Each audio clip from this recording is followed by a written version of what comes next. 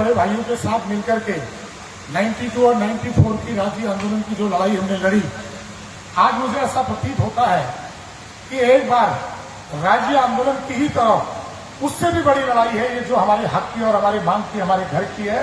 इसको भी हमें राज्य आंदोलन की तरह इस लड़ाई को लड़ना होगा। हमने जो राज्य आंदोलन की लड़ाई लड़ी उसमें भाजपा कांग्रेस का कोई प्रश्न नहीं था, उसमें यूकेडी सपा बसपा का कोई प्रश्न नहीं था।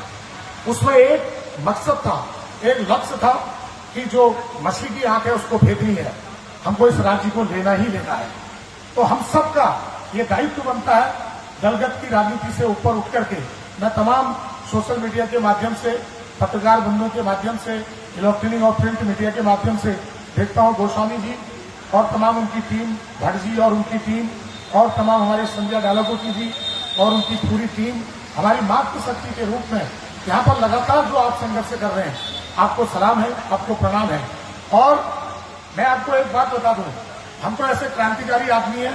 देखो मैं तो निर्मल पंडित जो थे, पहले आपने सुना होगा उनका नाम, मैं उनके साथ भी बहुत आंदोलन किए मैंने। और आपके वहां प्रकाश उत्तराखंडी एक लड़के हैं आपके बिट्टू खत्ता के, उनके साथ भी मैंने बहुत आंदोलन किए। और स्वर्गीय एन के कपी साहब जो परम श्रद्धेय हमारे आंदोलन के प्रेरणा स्रोत थे, कपी साहब, और इसी शहीद स्मारक के आगे 8 महीना 40 दिन में यहां पर बैठा रहा लगातार इस सेंचुरी के प्रकोप के लिए, इस सेंचुरी से जो लोगों को दूषित गंदा पानी, नाला, मगरमच्छ, इसके विरोध में भी मैं 8 महीना 40 दिन यहां लगातार बैठा रहा। तो मेरा आपसे एक निवेदन है, अब मुझे दुख इस बात का होता है कि जो सरकार या जो सरकार के प्रतिनिधि ये कहते थे कि सारी हमारी प्रक्रियाएं पूरी होकर के शासन में पहुंच गई है, आज वही सरकार के प्रतिनिधि और सरकार के लोग ये कह रहे हैं कि वो प्रक्रिया दोबारा से चालू करी जाए। तो ये कितना बड़ा छलावा है, ये कितना बड़ा ढोंग है, ये कितना बड़ा बेवकूफ बनाने का उनका तरीका है, ये तो मेरे समझ से परे है।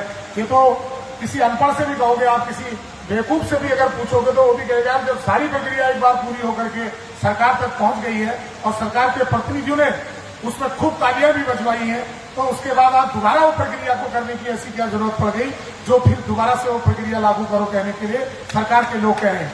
तो ये बहुत बड़ा दुर्भाग्यपूर्ण विषय है। माताओं, मैं तो आपसे एक ही निवेदन करता हूं, वैसे मैं भी मूल रूप का बागेश्वर का रहने वाला हूं और यहाँ बिंदु खत्ता में लगभग 60% लोग हमारे लोग कहते हैं, अल्मोड़ा, बागेश्वर, पिथौरागढ़ के लोग ही रह रहे हैं। तो ये कोई राजनीतिक मुद्दा नहीं है, ये हम सबकी जरूरत है, ये हमारी मांग है। जो दशकों से हमारे बुजुर्गों ने इस बिंदु खत्ता को सींचा है, आज हमारा बच्चा कल हमसे पूछेगा, हमारे बुजुर्गों से पूछेगा कि कई वर्षों तक, कई दशकों तक जो आपने इस बिंदु खत्ता को सींचने का काम किया, जो इसमें संघर्ष किया, उसमें आपने हमारे लिए क्या छोड़ा? आपने रेवेन्यू के हिसाब से इसको राजस्व गांव बनाने का प्रयास किया, आपने इसको राजस्व गांव क्यों नहीं बनाया?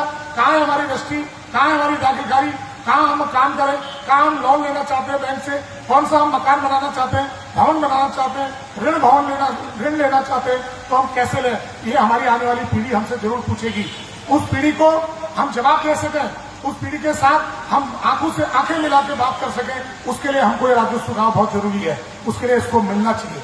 और रही बात संघर्ष की, देखिए हमारा तो इतिहास ही संघर्ष का है, हमारा कोई सत्ता या शासन का संघर्ष नहीं है, हमारा तो इतिहास ही संघर्ष का है। और संघर्ष के लिए आप कर्मिक अनशन, उसके बाद आमन अनशन, और उसके बाद अगर नहीं हो सकेगा तो सबसे पहले आत्मदाह करने वाला भी शंकर जोशी होगा।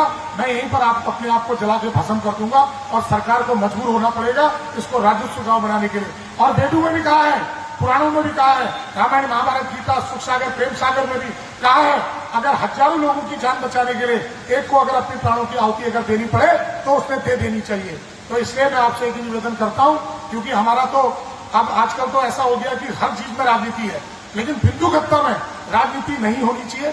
इसमें भाजपा, कांग्रेस, सभी मित्रों से, सभी लोगों से, जो राजनीति, जो सरकार में है, जो विपक्ष में है, सभी ने दलगत की राजनीति से ऊपर उठ करके इस बिंदु खत्ता को राजस्व गांव बनाने के लिए जी जान लगानी चाहिए और अविलंब इस प्रक्रिया को पूरा करके तत्काल प्रभाव से अधिसूचना सरकार ने इसमें जारी करनी चाहिए। इन्हीं मांगों के साथ मैं आपको अपना समर्थन देता हूं, सहयोग देता हूं, तन मन धन से। जब भी आप कहोगे, मैंने गोस्वामी जी को फोन करके भी कहा था, मैंने कहा गोस्वामी जी कभी भी किसी प्रकार की अगर मेरे लायक जरूरत पड़ेगी आप आदेश करना, आपका बेटा आपके सेवा के लिए हमेशा तत्पर रहेगा। इन्हीं शब्दों के साथ आप सबका बहुत बहुत धन्यवाद। जय बिंदु खत्ता।